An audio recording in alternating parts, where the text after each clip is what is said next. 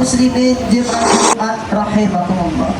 Sebelum khatib memberi judul khutbah dan memberikannya, izinkanlah khatib terlebih dahulu berwasiat, marilah kita bertakwa kepada Allah dalam artian sebenar-benar takwa, menjalankan perintahnya dan menjauhi segala larangannya. Kaum muslimin jemaah Jumat rahimakumullah, pada kesempatan ini izinkanlah khatib memberi judul khutbah dengan judul 6 macam nasihat Imam Al-Ghazali untuk umat manusia.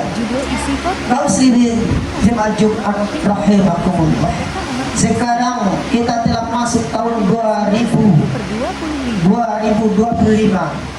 Kaum muslimin jemaah Jumat rahimakumullah, firman Allah dalam surat Al-Hasr ayat 18, Bismillahirrahmanirrahim, ya ayyuhalladzina amanu taqullah wal tanzur nafsun ma qaddamat liwad wattaqullah innallaha khabirun bima ta'malun. Shadaqallahul azim.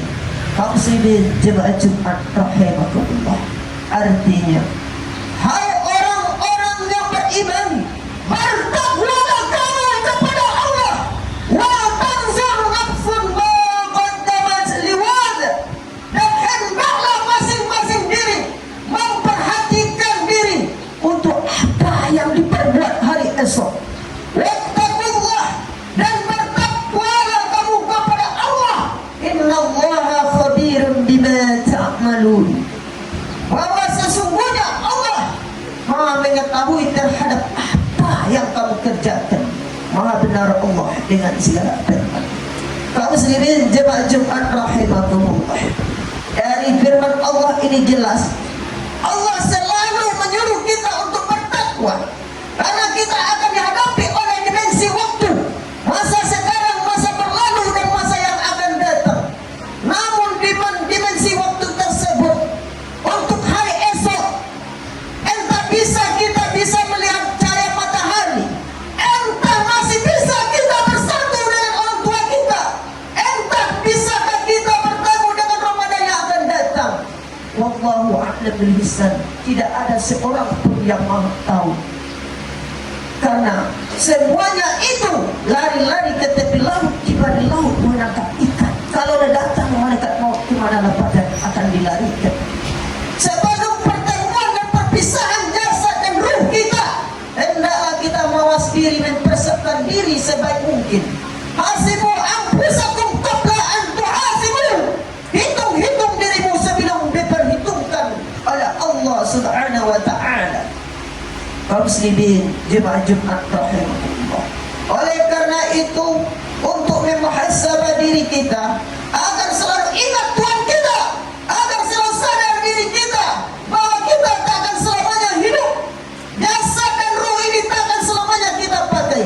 Ada 6 nasihat Imam Al-Ghazali untuk perlu kita ingat. Yang pertama, Imam Al-Ghazali mengingatkan kepada muridnya sekaligus untuk kita semua, apakah yang paling dekat? Ada murid yang menjawab, yang paling dekat adalah keluarga, sanak saudara, guru, tetapi dekatnya secara zahir. Tetapi ada yang lebih dekat daripada itu, yang paling dekat dengan najib nadi kita, yang paling dekat dengan jantung kita. Itulah kematian. Orang tua kita entah masih bisa bersama kita, tidak tahu. Yang tua, yang raja, yang muda, waktu senja, pagi, petang, tidak tahu kita entah kapan kita meninggal. Oleh karena itu, sebelum kedekatan kematian dengan nafas kita, keluar jasad dengan ruh kita, hendaklah kita persiapkan nikmat Tuhan sebelum dicabutnya. Pergunakan nikmat Tuhan sebelum dicabutnya. Nikmat hidup sebelum mati, sehat sebelum sakit, muda sebelum tua, lapang sebelum sempit, kaya sebelum miskin. Berbanyak amal saleh, berbanyak amal wajib dan sunat, istiqomah, teguh pendirian.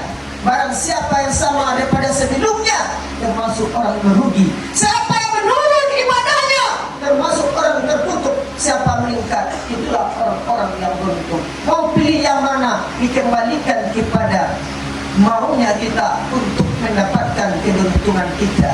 Anak ayam ada 9, mati 1, tinggal 8. Hancur badan berbagai kapan, tunggu penyesalan kalau tidak ada amalan. Kaum muslimin jemaah Jumat rahimahullah. Jadi yang pertama ini mengingatkan kita, dekatkan diri kepada Allah sebelum dekat dengan kematian. Dekatkan diri hubungan baik kepada sesama manusia sebelum kita berpisah dengan orang yang kita cintai. Yang kedua, apakah yang paling jauh wahai muridku?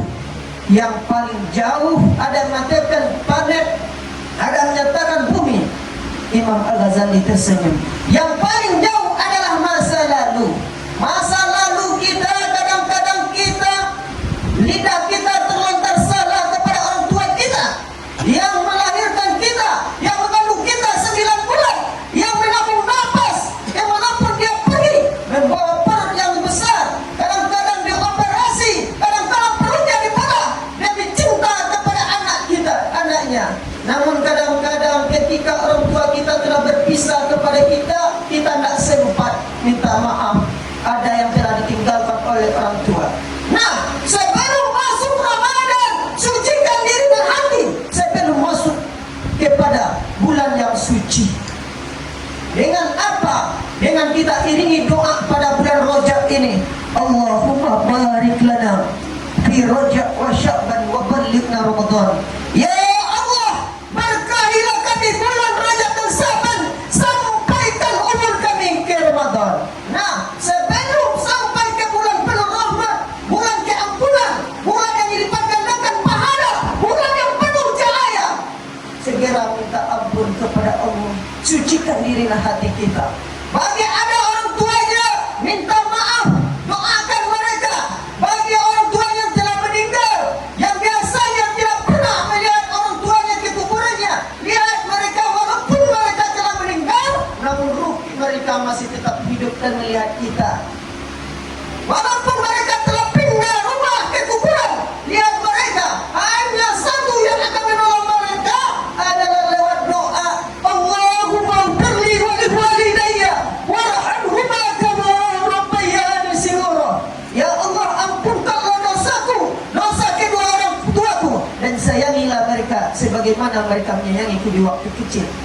Nah, kalau ada sholat kita tertinggal selama ini, masa lalu, masa yang telah jauh dari pandangan mata, telah susah untuk dijemput, namun ada jalannya. Tetaplah bertaubat kepada Allah, minta ampun kepada Allah, hiasi diri dengan amal soleh, minta maaf kepada orang tua jika ada salah kita. Karena kalau ada salah pada orang tua, ridhonya Allah tergantung ridhonya kepada orang tua. Kaum muslimin jemaah Jumat rahimahullah. Jadi masa lalu jangan biarkan saja, jadikan masa lalu untuk bercermin bagi kita, untuk memuhasabah diri, mengisi dengan kebaikan, untuk menjadikan pelajaran bagi kita. Yang ketiga, wahai muridku, apakah yang paling besar di dunia ini? Menjawablah murid-muridnya, yang paling besar adalah langit dan bumi. Sesungguhnya yang paling besar adalah hawa nafsu. Karena hawa nafsu manusia sering kabur ketika siswa belajar. Karena hawa nafsu yang serakah, yang tidak terkontrol dengan iman dan ilmu, manusia rakus dan serakah, mau berbuduhan dengan harta, tahta, wanita. Karena nafsu manusia tidak puasa. Oleh karena itu yang namanya nafsu, semakin diminum ibarat air lautan, semakin diminum semakin haus. Maka dengan apa nafsu itu dibunuh? Dengan iman, Islam, dengan membaca Al-Quran, dengan beristighfar kepada Allah Subhanahu wa ta'ala.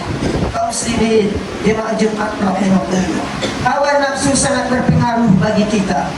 Karena hawa nafsu kita putus sekolah, karena hawa nafsu prestasi kita menjadi rusak. Oleh karena itu, hati-hatilah dengan hawa nafsu. Ini pesan Imam Al-Ghazali yang ketiga. Yang keempat, apakah yang paling ringan? Yang paling ringan bukanlah kapas, tetapi yang paling ringan meninggalkan sholat. Apabila kita sering meninggalkan sholat, dikala kita dibalut oleh tali kain kafan yang 5, tidak dibalut hidup kita dengan Islam, Isya, subuh, asar, maghrib,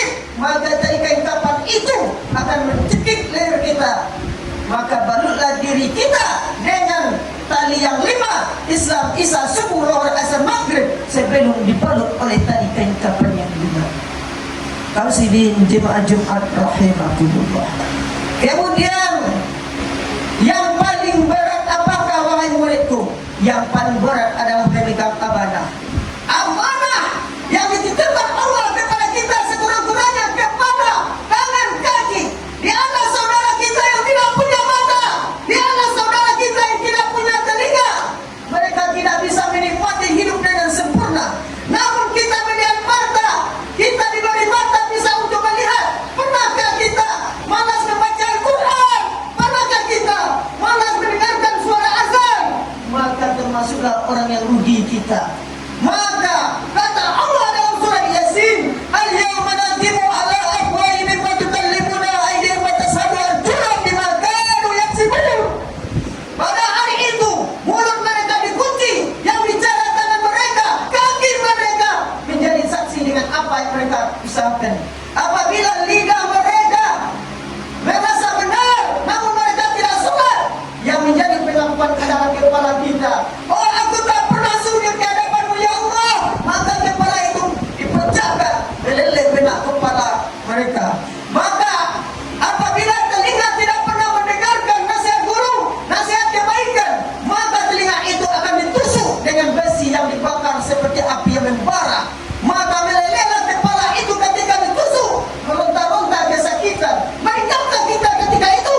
Tidak, su'ul azab, kita merasakan sakit. Kaum muslimin jemaah Jumat rahimakumullah.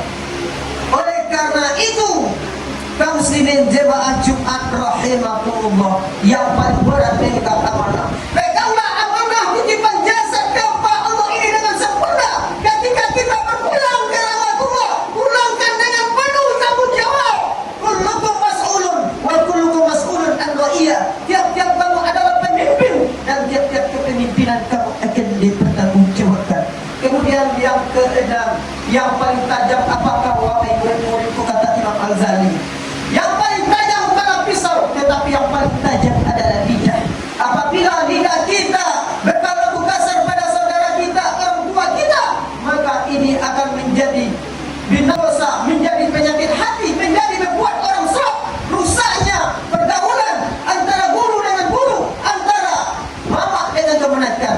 Oleh karena itu pesan Rasulullah, man kana yu'minu billahi falyakul khairan aw yasmut. Siapa yang beriman dengan Allah dan dengan hari akhir, hendaklah ucapkan perkataan yang mulia atau baik, atau lebih baik diam. Rawahu muttafaqun alaih. Hadis riwayat muttafaqun alaih. Nah, inilah 6 nasihat Imam Al-Ghazali bagi kita agar kita selalu hasibu anfusakum qabla an tuhasibu. Memperhitungkan diri kita sebelum Allah memperhitungkan apa yang kita dititipkan oleh Allah Subhanahu wa taala. Maka hiasi diri kita dengan bermacam amal soleh dan kebaikan. Khairun nas man tala umuruhu wa hasuna amaluhu. Sebaik-baik manusia, panjang umurnya, banyak kebaikannya. Mudah-mudahan kita tergolong hamba yang bermanfaat, hamba yang bertanggung jawab kepada Allah, yang bisa mengembalikan titipan Allah, jasad kita, tanggung jawab yang diberikan oleh Allah dalam hidup di dunia sebelum dimatikan, sebenar-benar dimatikan oleh Allah Subhanahu wa taala. Semoga khutbah ini dapat direnungi dan diresapi untuk yang cerah hati untuk kedepannya bagi kita, untuk memawas diri dan memperbaiki diri kita ke depannya. Barakallahu li wa lakum fil Qur'anil Karim wa nafa'ni wa iyyakum bima fihi minal ayati wa zikril hakim innahu huwas samiul alim.